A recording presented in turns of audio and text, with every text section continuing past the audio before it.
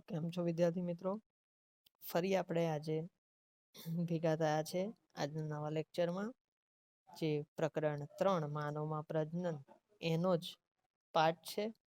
આજે પણ આપણે આજના લેક્ચરમાં લગભગ 42 જેવા MCQ સોલ્વ કરીશું, જેનાથી હું માનું છું ત્યાં સુધી આપણા દરેક ડાઉટ લગભગ આજના આ લેક્ચરમાં જે MCQ આપણે સોલ્વ કરીશું એની પછી તમારા દૂર થઈ જશે અને મોટાભાગની વસ્તુ તમે આ લેક્ચરને અનુરૂપ સમજતા થઈ જશો, તમને આવડશે એવું આપણે માનીએ છીએ. કારણ કે આજના લેક્ચર પછી ઓવરઓલ આપણા 350 થી 400 જેવા MCQs થશે. તો હવે આટલા MCQs જો તમે પ્રોપર રીતે જાતે સોલ્વ કરો છો તો હું માનું છું કે આટલા MCQs એ આપણી પ્રેક્ટિસ માટે ઇનફ કહી શકાય છે, બરાબર? તો આજે તમે તમારી સ્ક્રીન પર આજે વર્કશીટ જોઈ શકો છો. એ વર્કશીટને આપણે સોલ્વ કરવાની છે. વારાફરતી દરેક પ્રશ્નને આપણે જે રીતે આગળના સોલ્વ કર્યા છે તો આ બધા તમે ઇઝીલી ક્રેક કરી શકશો. તો આપણે શરૂ કરીએ વારાફરતી પ્રશ્નને સાથે.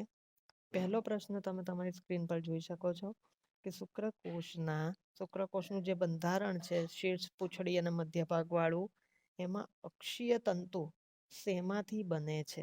શુક્રકોષનો જે નીચેનો ભાગ છે, પૂંછડી વાળો અક્ષીય તંતુ, એ તલકણિકામાંથી બને છે.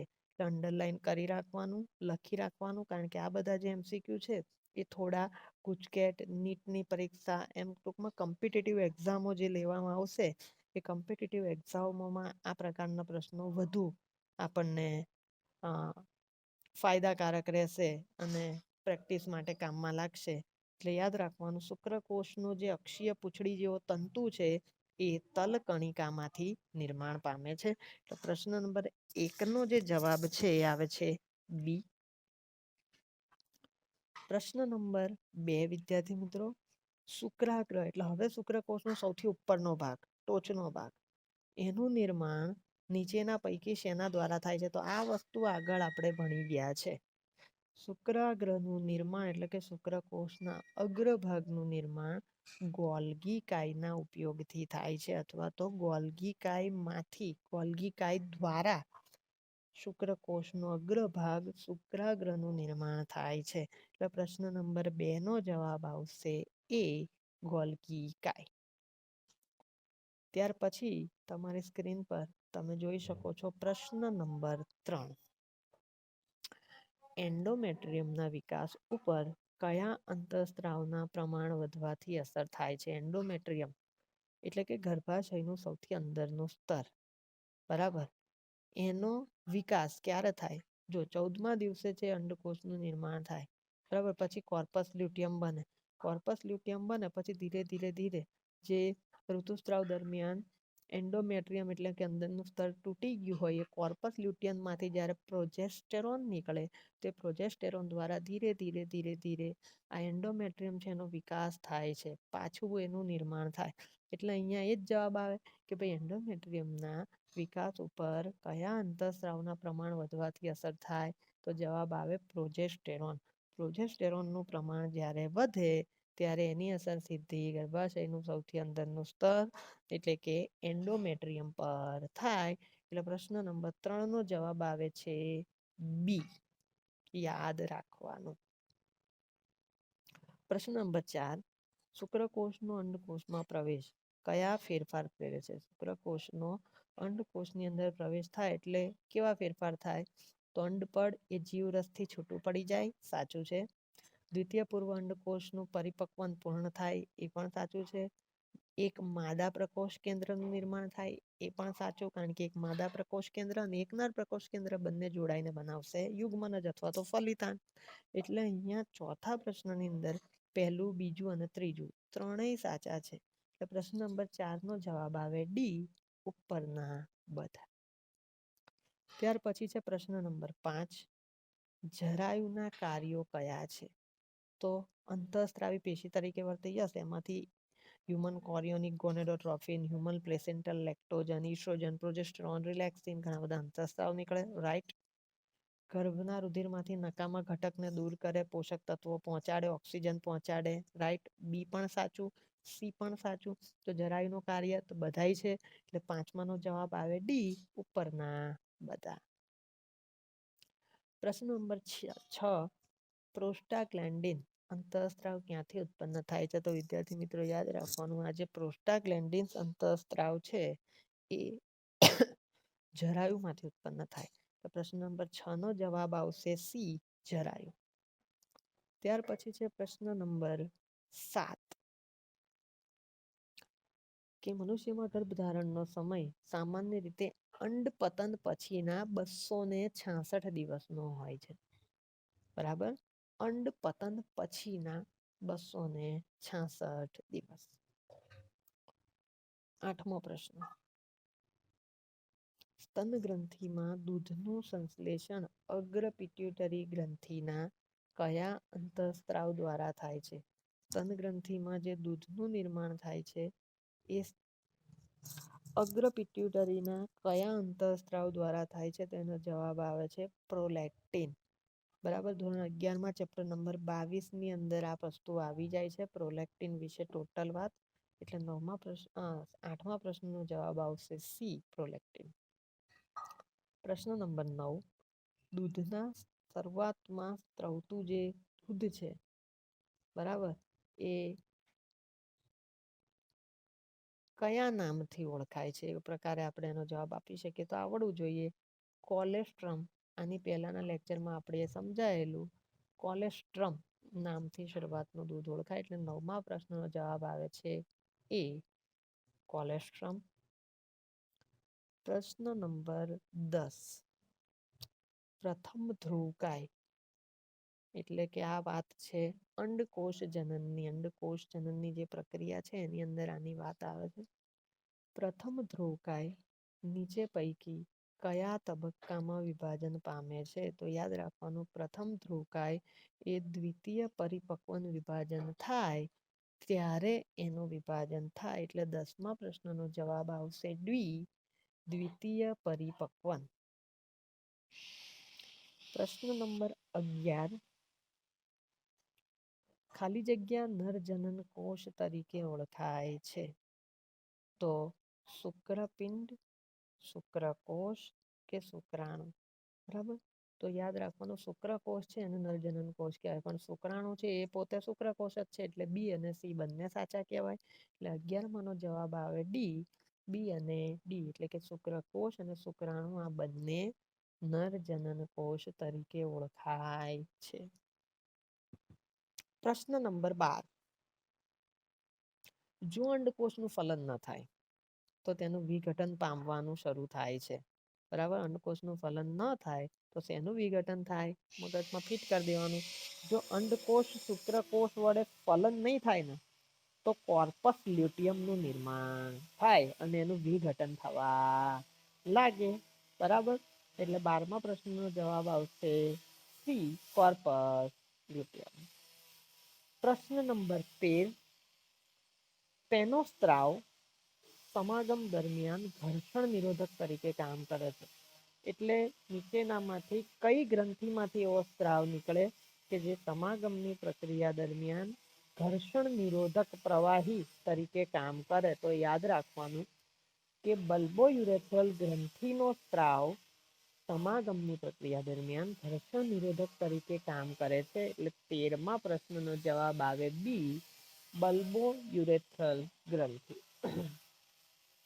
પ્રશ્ન નંબર 14, નર પ્રકોષ કેન્દ્ર અને માદા પ્રકોષ કેન્દ્ર બંને હોય એકકીય, એના મિલનથી બને દ્વિકીય યુગ્મન જ. બરાબર, એટલે કે નર પ્રકોષ કેન્દ્ર અને માદા પ્રકોષ કેન્દ્રના મિલનથી દ્વિકીય યુગ્મન જ કોષ કેન્દ્ર બન્યું. તો હવે આ ફલિત અંડકોષને શું કહેવામાં આવે છે? ઊંઘમાંથી ઉઠાડે તો પણ યાદ રાખવાનું કે નર પ્રકોષ કેન્દ્ર અને માદા પ્રકોષ કેન્દ્રથી બનેલું જે દ્વિકીય યુગ્મન જ કોષ કેન્દ્ર છે એને ફલિતાંડ કહેવાય. એટલે 14મા પ્રશ્નનો જવાબ આવે એ, ફલિતાંડ. પ્રશ્ન નંબર 15, મોરુલા અવસ્થા એટલે કે જે 16 કોષીય ગર્ભની અવસ્થા છે એ સતત વિભાજન પામી જે વસ્તુ બનાવે એને ગર્ભકોષ્ઠ કોથળી કહેવાય. આ પણ આવડવું જ જોઈએ. ઘણી વાર આગળ તમને એનસીઆરટી બોર્ડના લેક્ચર્સમાં ભણાયેલું છે. એટલે 15મા પ્રશ્નનો જવાબ આવે છે બી, ગર્ભકોષ કોથળી. પ્રશ્ન નંબર 16. ઋતુસ્ત્રાવ ખાલી જગ્યા દિવસો દરમિયાન એન્ડોમેટ્રિયમ વિકાસ પામે. એટલે ઋતુસ્ત્રાવના ખાલી જગ્યા દિવસો દરમિયાન ગર્ભાશયનું જે સૌથી અંદરનું સ્તર છે એન્ડોમેટ્રિયમ, એનો વિકાસ થાય છે. તે યાદ રાખવાનું. 14મા દિવસ પછી એટલે કે 15 થી 28મા દિવસનો જે છે ઋતુચક્રનો, એની દરમિયાન ગર્ભાશયનું જે શરૂઆતમાં તૂટી ગયેલું એન્ડોમેટ્રિયમ છે એનો વિકાસ થાય છે. ને શેના દ્વારા થાય તો યાદ રાખવાનું, પ્રોજેસ્ટેરોન દ્વારા, જે આગળ તમને ભણાયેલું છે. એટલે 16મા પ્રશ્નનો જવાબ આવશે ડી, 15 થી 28 દિવસ. પ્રશ્ન નંબર 17. રુધિરમાં માદા જાતીય અંતઃસ્ત્રાવ ઓછી સાંદ્રતાને કારણે એન્ડોમેટ્રિયમ તૂટી ગયું અને એની સાથે રુધિર વાહિનીઓ તૂટી ગઈ. એને શું કહેવાય તો એને 17મા પ્રશ્નનો જવાબ આવે ડી, ઋતુસ્ત્રાવ તબક્કો કહેવાય. કે જે દરમિયાન માદાને બ્લીડિંગ થાય, જેમાં લગભગ 150 ml જેટલું રુધિર નીકળી જાય. તો 17મા પ્રશ્નનો જવાબ આવે ડી, ઋતુસ્ત્રાવ તબક્કો. પ્રશ્ન નંબર 18. ગર્ભધારણના પાછળના તબક્કામાં કયો અંતઃસ્ત્રાવ ઉત્પન્ન થાય છે? બરાબર. પ્રશ્ન નંબર 18. ગર્ભધારણના પાછળના તબક્કામાં કયો અંતઃસ્ત્રાવ ઉત્પન્ન થાય? આગળ આપણે ભણી ગયા છે. જવાબ આવે બી, રિલેક્સિન. તો ગર્ભધારણના પાછળના તબક્કામાં રિલેક્સિન અંતઃસ્ત્રાવ ઉત્પન્ન થાય છે. 18મા પ્રશ્નનો જવાબ આવે છે બી, રિલેક્સિન. પ્રશ્ન નંબર 19. સ્ખલનમાં વીર્યનું કદ ખાલી જગ્યા ml હોય છે. તો 19મા પ્રશ્નનો જવાબ આવે છે એ, 3 થી 4 ml. જે સમાગમની પ્રક્રિયા દરમિયાન વિલયસ્ખલનની પ્રક્રિયા થાય ત્યારે નીકળતા વીર્યનું કદ કેટલું હોય? 3 થી 4 ml હોય. એટલે 19મા પ્રશ્નનો જવાબ આવે છે એ, 3 થી 4. પ્રશ્ન નંબર 20. ગર્ભાશયની નળી એ આશરે કેટલી લાંબી હોય છે? કેટલા સેન્ટીમીટર લાંબી હોય છે? તો યાદ રાખવાનું, ગર્ભાશયની નળી એ 10 થી 12 સેન્ટીમીટર લાંબી રચના છે. એટલે 20મો જે ક્વેશ્ચન છે એનો જવાબ આવે બી, 10 થી 12 સેન્ટીમીટર. 21મો પ્રશ્ન. ગર્ભાશયની દિવાલ પેશીનું કયું સ્તર ધરાવે? તો ગર્ભાશયની દિવાલ બહારની બાજુ હોય પેરીમેટ્રિયમ, વચ્ચે હોય માયોમેટ્રિયમ, અંદર હોય એન્ડોમેટ્રિયમ. ટૂંકમાં ગર્ભાશયની દિવાલ તો આ ત્રણેય સ્તર ધરાવે છે. એટલે 21મા પ્રશ્નનો જવાબ આવશે ડી, આપેલા તમામ સ્તર એ ગર્ભાશયની દિવાલમાં જોવા મળે. પ્રશ્ન નંબર 22. ગર્ભાશયની દિવાલનું કયું સ્તર બાળ પ્રસવ એટલે બાળકના જન્મની જે પ્રક્રિયા થતી હોય, યોનિમાંથી બહાર આવવાની પ્રક્રિયા દરમિયાન મજબૂત સંકોચન ધરાવે? તો યાદ રાખવાનું, ગર્ભાશયનું જે માયોમેટ્રિયમ છે, જે મધ્ય સ્તર છે, બરાબર, એ મધ્ય સ્તર જ્યારે બાળકના પ્રસવની પ્રક્રિયા થતી હોય ત્યારે સંકોચનો દર્શાવે છે, જેથી ઇઝીલી પ્રસવની પ્રક્રિયા થઈ શકે. 22માનો જવાબ આવે બી. ત્યાર પછી 23મો પ્રશ્ન છે, પ્રસ્વેદ ગ્રંથિનું સ્થાન જણાવો. તો પેક્ટોરિયાલિસ મેજર મસલ્સની ઉપર આવેલી હોય પ્રસ્વેદ ગ્રંથિ, જે મોટા ભાગે પરસેવો નીકળવા માટે જવાબદાર છે. એટલે 23મા પ્રશ્નનો જવાબ આવે છે એ. ત્યાર પછી છે પ્રશ્ન નંબર 24. સ્પર્મિએશન એટલે કે શુક્રકોષ મુક્ત થવાની પ્રક્રિયા માટે યોગ્ય વિકલ્પ પસંદ કરો. સાચો વિકલ્પ તો શુક્રકોષનું શેષ સર્ટોલી કોષમાં અંતઃસ્થાપિત થાય અને શુક્રોત્પાદક નલિકાઓમાંથી મુક્ત થાય. પહેલું આપેલું છે એ જ સાચું છે. એટલે 24મા ક્વેશ્ચનનો જવાબ આવે એ, શુક્રકોષનું શેષ સર્ટોલી કોષમાં અંતઃસ્થાપિત થાય અને અંતે શુક્રોત્પાદક નલિકામાંથી મુક્ત થાય. એટલે 24મા પ્રશ્નની અંદર જવાબ આવશે એ. પ્રશ્ન નંબર 25. એક આકૃતિ આપેલી છે. પ્રાથમિક પૂર્વ અંડકોષ, એમાંથી બે વસ્તુ બનેલી છે. દ્વિતીય પૂર્વ અંડકોષ ને બીજું શું બને? તો કે ભાઈ પ્રથમ ધ્રુવકાય. એટલે 25મા ક્વેશ્ચનની અંદર આકૃતિમાં જે એ આપેલો છે એ છે પ્રથમ ધ્રુવકાય. એટલે અંડકોષ જનનની પ્રક્રિયા ભણશો ડિટેલમાં એટલે આનો જવાબ ઇઝીલી તમે કરી શકશો. 26મો પ્રશ્ન છે એમાં પણ જો દ્વિતીય પૂર્વ અંડકોષ છે ફરી એનું પાછું વિભાજન થયું એક અંડકોષ બને તો બીજું શું બને તો કે ભાઈ દ્વિતીયક ધ્રુવકાય. એટલે 26માં નો જવાબ આવશે ડી દ્વિતીય ધ્રુવકાય. એટલે 26મા ક્વેશ્ચન ની અંદર જે એ દર્શાવેલો છે એને દ્વિતીય ધ્રુવકાય તરીકે ઓળખવામાં આવે છે. તો અહીંયા આપણે 26મા ક્વેશ્ચન સુધીની અંદર મોટા ભાગના આકૃતિ વાળા અને નોર્મલ ક્વેશ્ચન જોઈ લીધા. હવે આ ચેપ્ટરના આપણે થોડાક ટેબલ વાળા જોડકા પ્રકારના જે પ્રશ્ન છે એને જોઈએ. તો પ્રશ્ન નંબર 27માં તમે જો ગ્રંથિઓ આપેલી છે નર પ્રજનન તંત્રની ગ્રંથિઓ. એક શુક્રાશય, પ્રોસ્ટેટ ગ્રંથિ અને બલ્બોયુરેથ્રલ ગ્રંથિ. અને બીજી બાજુ એના સ્થાન આપેલા છે. આપણે એને યોગ્ય ક્રમમાં ગોઠવવાનું છે. તો પહેલું શુક્રાશય ક્યાં હોય તો કે મૂત્રાશયના પાછળના ભાગે. પ્રોસ્ટેટ ગ્રંથિ ક્યાં હોય તો કે ભાઈ મૂત્રાશયના પશ્વ ભાગે.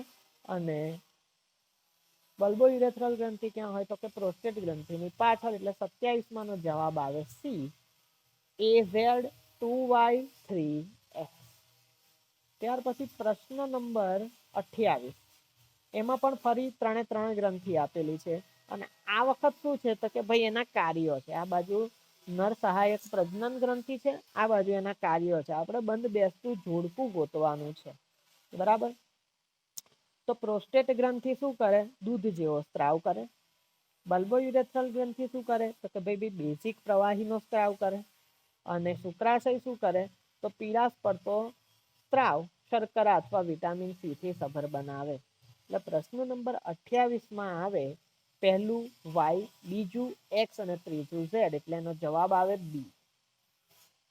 હવે પ્રશ્ન નંબર 29 29મા પ્રશ્નની અંદર હવે આપેલા છે માદા પ્રજનન તંત્રની અંદર આવેલા અંડવાહિનીના 3 ભાગ. એક છે ઇથમસ, એક છે તુંબિકા અને એક છે ફિમ્બ્રી. અને બીજી બાજુ એ શું છે એ લખેલું છે. બરાબર. તો 29મા પ્રશ્નની અંદર તમે જો ઇથમસ, તો ઇથમસ એટલે અંડવાહિનીનો અંતિમ ભાગ. તુંબિકા જેને અંડવાહિનીનો પહોળો ભાગ કહે છે. અને ફિમ્બરી એ કહે છે આંગળી જેવા પ્રવર્ધ. એટલે 29મા પ્રશ્નનો જવાબ આવે એ 1Y 2Z અને 3X. પ્રશ્ન નંબર 30 અહીં આપેલું છે ગર્ભાશય એના 3 સ્તર એન્ડોમેટ્રિયમ, પેરીમેટ્રિયમ અને માયોમેટ્રિયમ. અને બીજી બાજુ એ શેના બનેલા છે.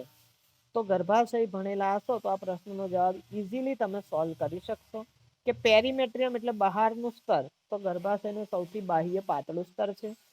એન્ડોમેટ્રિયમ એ ગર્ભાશયનું સૌથી અંદરનું ગ્રંથિય સ્તર છે. અને માયોમેટ્રિયમ જે અરેખિત સ્નાયુઓનું જાડું મધ્ય સ્તર છે. એટલે પ્રશ્ન નંબર 30 નો જવાબ આવે એ વાય. એ જવાબ આવે એ 1માં વાય, 2માં ઝેડ અને 3માં એક્સ.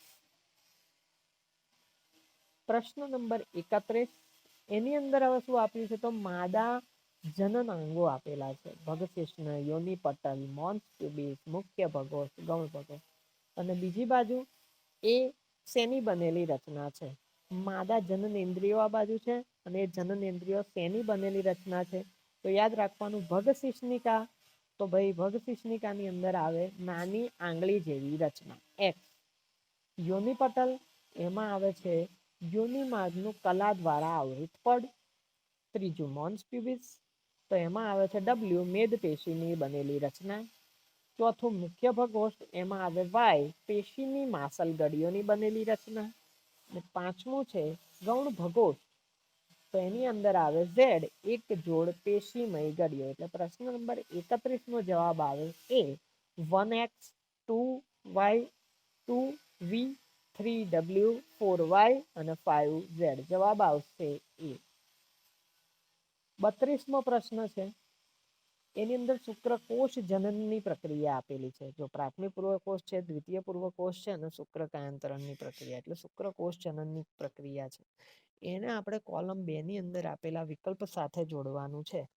તો પ્રાથમિક પૂર્વ શુક્રકોષ એનું કામ આવે અર્ધીકરણ એટલે કે અર્ધસૂત્રી વિભાજન પૂર્ણ કરી બે સરખા એકકીય કોષો બનાવવા, એટલે એકની અંદર વાય આવે, બે દ્વિતીય પૂર્વ શુક્રકોષ, તેનું કામ છે અર્ધસૂત્રી વિભાજનમાં પ્રવેશી 4 સમાન એકકીય કોષ બનાવવાના, એટલે 2 માં આવે ઝેડ, અને ત્રીજું છે શુક્રકાયાંતરણ, 3 માં આવે એક્સ, એટલે કે પ્રશુક્રકોષમાંથી શુક્રકોષનું નિર્માણ. 32માં ક્વેશ્ચનનો જવાબ આવે સી, 1y 2z 3x. પ્રશ્ન નંબર 33માં શુક્રકોષ આપેલો છે, તો એનું શીર્ષ છે શુક્રાગ્ર, શીર્ષનો અગ્રભાગ અને મધ્ય ભાગ. બીજી બાજુ એને રિલેટેડ ભાગ શોધવાના છે. પ્રશ્ન નંબર 33, તેની અંદર શીર્ષ આવે તો એની અંદર વાય, એક કોષીય કોષ કેન્દ્ર, શુક્રાગ્ર તેની અંદર આવે એક્સ, ઉત્સેચકથી ભરેલો ભાગ જેના લીધે અંડકોષમાં દાખલ થઈ શકે. સી, મધ્ય ભાગ જે જડાવે કણાભ સૂત્ર. 33માં પ્રશ્નનો જવાબ આવે છે સી, 1y 2x 3z. પ્રશ્ન નંબર 34 ની અંદર આપેલું છે ગર્ભસ્થાપનની અમુક અવસ્થા, વિખંડન, ગર્ભકોષ્ઠી, કોષો, મોરુલા અને ગર્ભ સ્થાપન. આ બાજુ એમાં શું થાય અથવા એ પ્રક્રિયા શું છે એને એની સાથે સંગત જોડ સાથે જોડવાનું છે. તો પહેલા આપણે લઈએ વિખંડન, તો એ ફલિતાંડમાં થતી સમવિભાજનની પ્રક્રિયા, એટલે એકમાં આવે એક્સ. બીજું ગર્ભકોષ્ઠી કોષો, એમાં આવે 2, 4, 8 અને 16, 12 કોષોનું નિર્માણ, અને ગર્ભકોષ્ઠી કોષ એટલે 2 માં આવે વી. 3 મોરુલા, 3 માં આવે વાય, 8 થી 16 ગર્ભકોષ્ઠી કોષો યુક્ત રચના, બરાબર. અને ચોથું ગર્ભસ્થાપન, એની અંદર આવે ડબલ્યુ, ગર્ભકોષ્ઠ કોથળીની ગર્ભાશયના અંતઃસ્તરમાં સ્થાપિત થવાની પ્રક્રિયા. આમ 34માં પ્રશ્નનો જવાબ આવે છે એ, 1x 2v 3y 4w.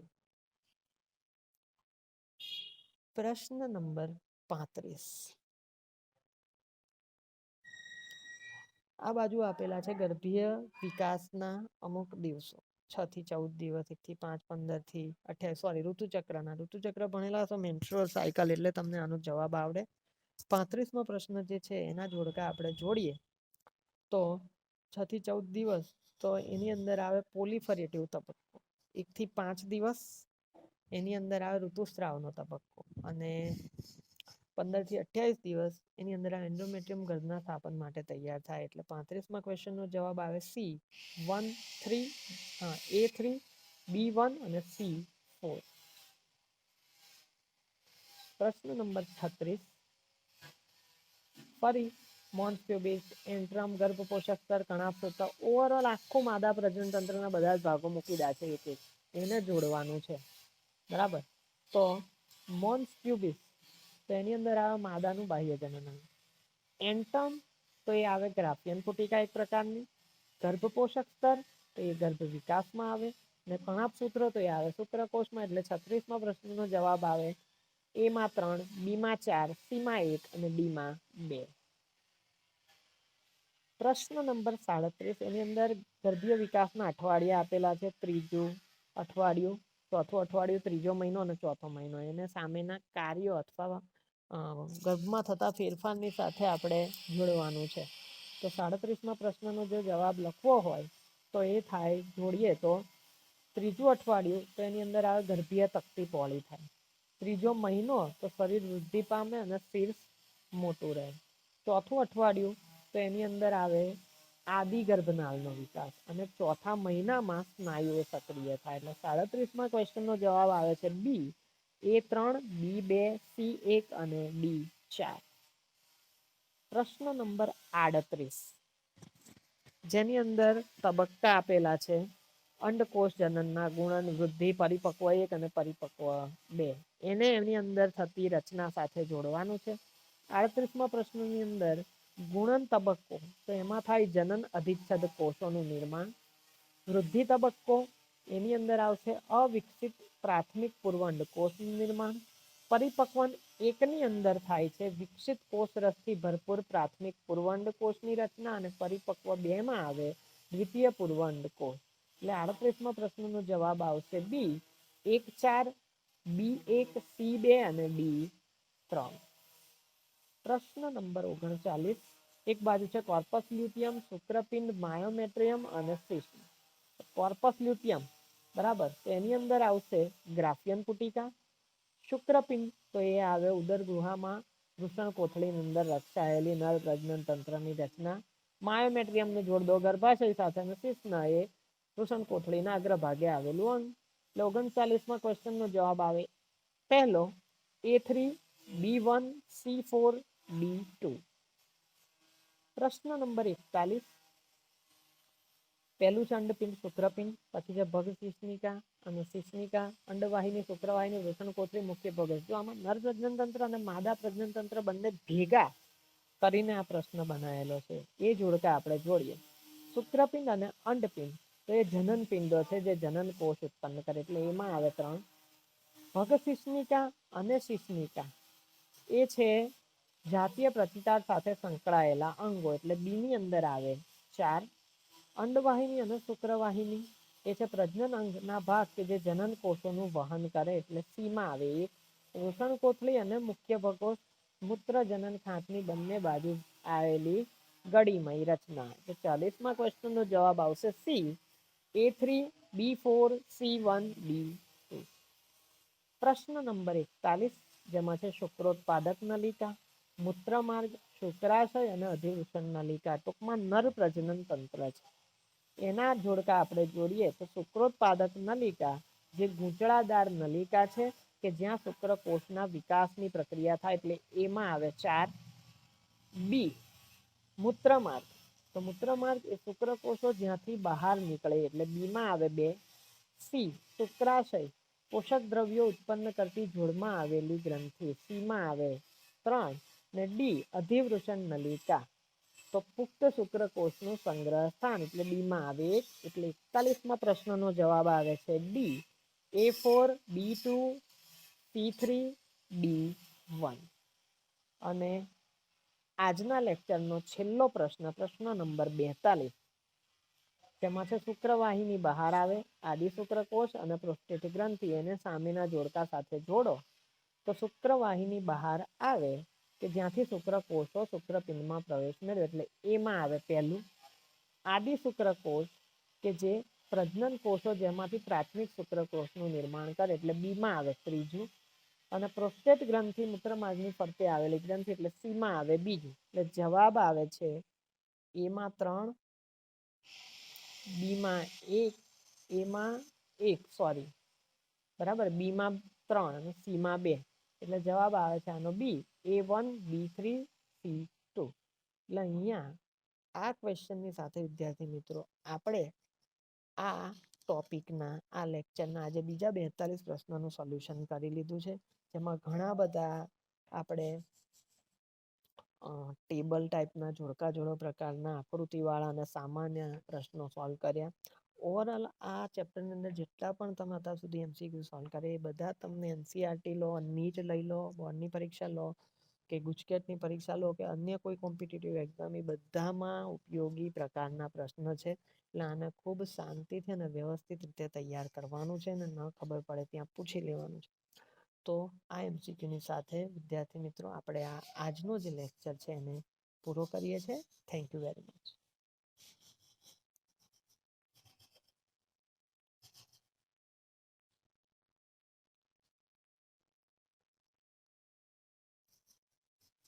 તમે તમારી સ્ક્રીન પર હવે જોઈ શકો છો વારાફરતી અત્યાર સુધી આપણે જે સોલ્વ કરેલા MCQ છે એ ધીરે ધીરે ઉપર જઈ રહ્યા છે. તમે પોઝ કરીને પણ વારાફરતી આ MCQને સોલ્વ કરવાની પ્રેક્ટિસ કરી શકો છો કે જેથી ઘરે બેઠા જ તમારા 4-5 દિવસની અંદર 400 થી 500 જેવા MCQ તૈયાર થઈ જાય. હજુ આપણને જો આ ચેપ્ટરના બીજા MCQ મળશે તો આપણે અવશ્ય એને સોલ્વ કરવાનો પ્રયત્ન કરીશું. બરાબર, તમે પણ તમારી રીતે અન્ય પ્રકાશનનો ઉપયોગ કરીને MCQ સોલ્વ કરી શકો છો. તો મોટાભાગે આપણે જે MCQ સોલ્વ કરાયા છે એમાં આ ચેપ્ટરની અંદર આવતા મોટા ભાગના બધા જ MCQ આવી જાય છે. તમે જોઈ શકો છો ઘણા MCQ અત્યાર સુધીમાં એવા પણ હશે 8-10 કે જે રિપીટ પણ થયા હશે, કારણ કે દરેક બુકની લાઈનમાંથી દરેક જગ્યાએથી જે પ્રકારે પણ MCQ નીકળે એ બધા જ આપણે તૈયાર કરાવેલા છે.